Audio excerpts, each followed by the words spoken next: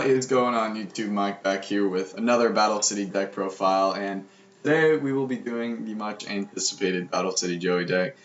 Joey, he kind of revamps his deck a little bit in Battle City, yet there's still a couple cards that he keeps from Duelist Kingdom. But without any further ado, let's see what he's got going on. So we have the one Gurus. He dropped a lot of his normal monsters from Duelist Kingdom to make room for more, I guess, effect monsters. But he still keeps this card. I think he only uses this one time in Battle City. I've already talked about that card. 1800 5-star, not great, but he plays it. And then Double Axe Raider. This is his best roam monster, and I found room to play 2. And I would recommend also playing 2 in this deck. It's just a good solid card. And then one of his more monsters used more frequently in almost every duel, I think. It's his Alligator Sword, and I got caught off guard by his, I guess, description. It's actually in Joey's accent. It's because this is kind of Joey's signature card, so I just saw that. That was kind of funny. If you get the chance to read it, it's funny. And then we have 2 more Duelist Kingdom monsters to use, Baby Dragon Battle Warrior. And then his newest normal monster being Swordsman of Landstar, 500 attack.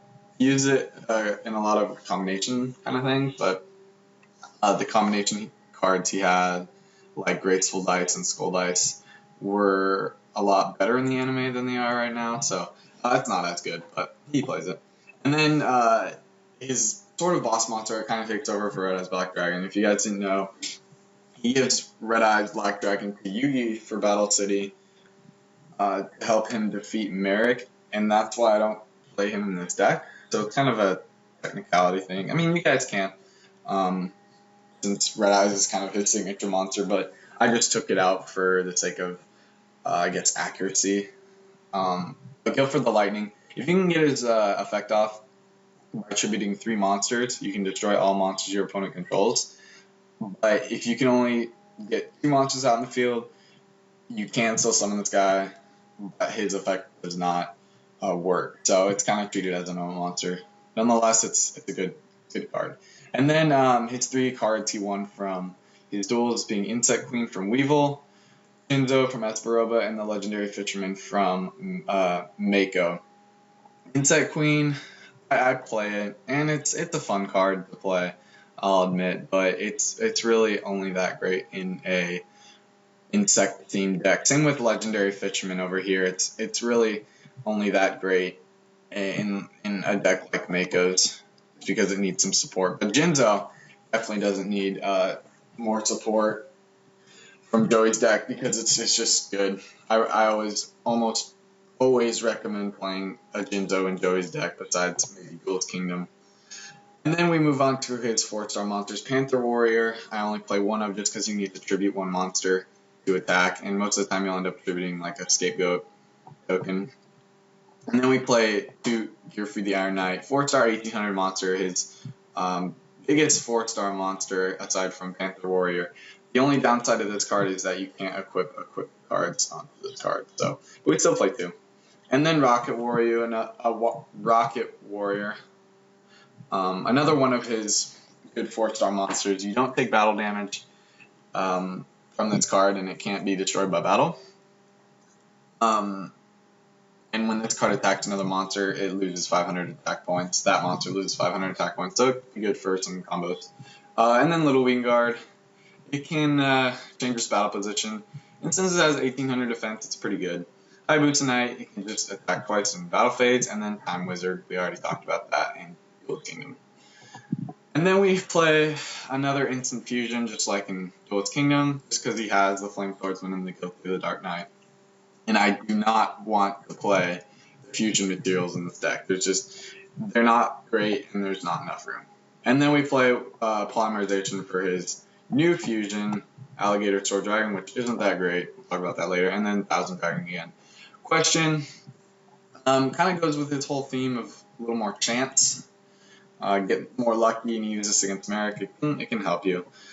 And then Giant Trunade, it's banned for a reason. Shield and Sword, Duelist Kingdom card, Pot of Greed, Monster Reborn, play that in every deck. Don't need to explain it. Foolish Burial can combo good with Monster Reborn since it just sends one monster.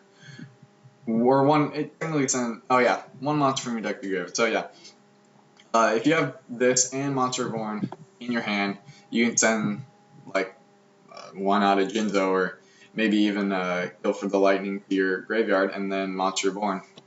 There's your combo. Roulette Spider, again, more chance. Probably the most risky card in his deck.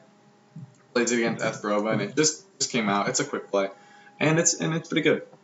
And then Scapegoat, another quick play spell. It actually has quite a few quick play spells, which can be good. Scapegoat, flip that up.